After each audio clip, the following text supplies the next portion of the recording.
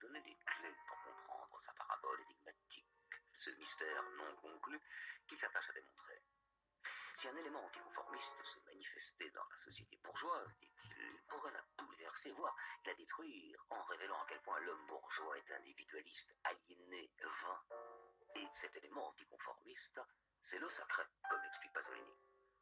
Il n'est pas un dieu, il est une théophanie, ou c'est mieux encore dire une hiérophanie. C'est de l'apparition du secret. Et le secret qui peut être du mal et du bien. Et vous savez que l'historicien de la religion dit que le bien et le mal sont toujours mêlés dans Dieu. Comme la virilité et la féminité sont toujours cachés, les dieux sont toujours androgènes. Et alors, vous savez, c'est un dieu archaïque dans les films. C'est le contraire du manichéisme, et il n'est pas un dieu qui peut être interprété dans le cadre de la sotériologie. Il ne vient pas sur le monde pour sauver, pour évangéliser. Il vient pour être connu. Et après, il est disparu.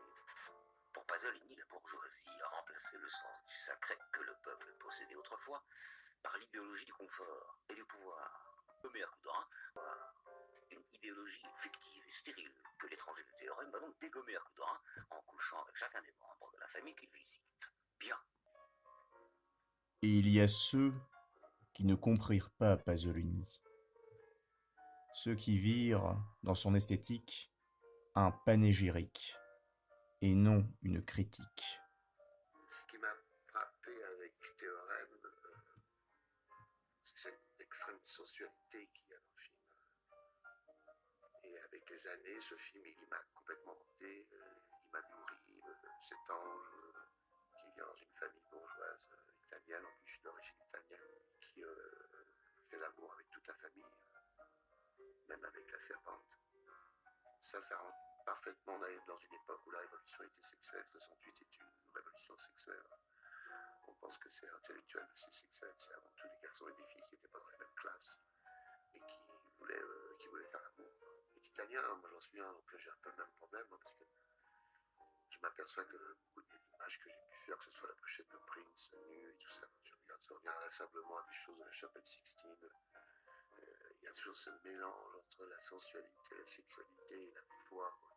C'est ce que j'ai beaucoup aimé. Du fait peut-être que quand j'étais petit, la meilleure chose qui me soit arrivée, c'est que ma mère m'ait mis enfant de cœur à Aubervilliers.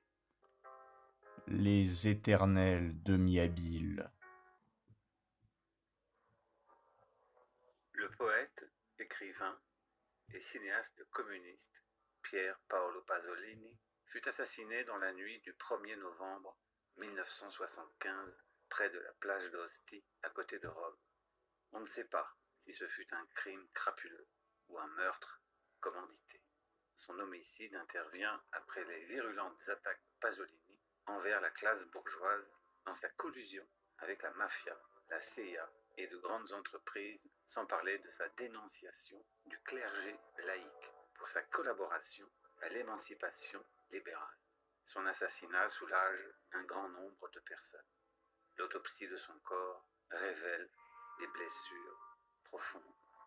Doigt de la main droite cassé, nez écrasé, oreille gauche arrachée, côte et sternum brisé, foie et cœur éclatés. On fit rouler sa voiture sur son propre corps.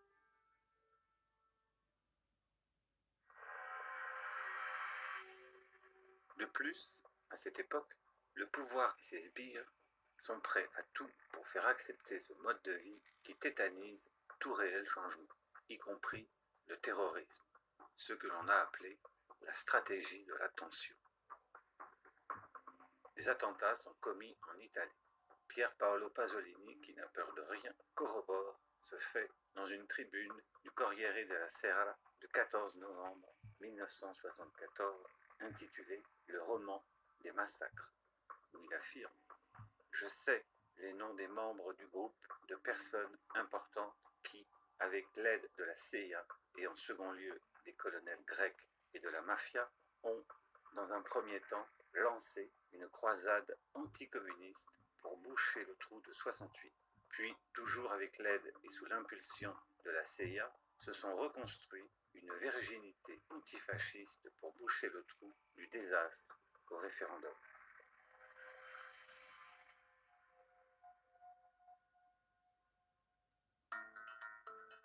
Ce phénomène se poursuivra même après l'assassinat de Pasolini.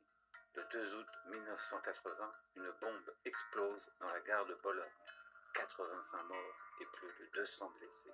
La piste remonte jusqu'à Licio Gelli, le chef d'une loge maçonnique P2, l'armée secrète italienne Gladio et des responsables des services secrets italiens. La stratégie était de créer des tensions politiques à l'intérieur des pays de l'OTAN et d'étouffer les mouvements de gauche. Le journaliste Furio Colombo eut un entretien avec Pasolini juste avant qu'il ne fût assassiné. « Nous sommes tous en danger », disait-il. Qu'entendait-il par là? Marxiste authentique, communiste en dehors des clous, Pier Paolo Pasolini annonce la couleur. Je déteste le monde moderne, l'industrialisation et les réformes. L'unique chose qui peut contester globalement la réalité actuelle est le passé. Pour faire vaciller le présent, il suffit de le mettre en confrontation directe avec le passé. Il paraît difficile de comprendre peut-être de nos jours une telle virulence, et c'est bien en quoi Pasolini avait raison dans son constat. Pour ceux qui le découvrent, il risque de mésestimer sa pensée tellement celle-ci est pourtant d'une vigoureuse clarté et d'une précision exemplaire. Pier Paolo Pasolini fait allusion à Marx, qui, dans son célèbre manifeste, déclare « Par le rapide perfectionnement des instruments de production et l'amélioration infinie des moyens de communication, la bourgeoisie entraîne dans le courant de la civilisation jusqu'aux nations les plus barbares. Le bon marché de ces produits est la grosse artillerie qui bat en brèche toutes les murailles de Chine.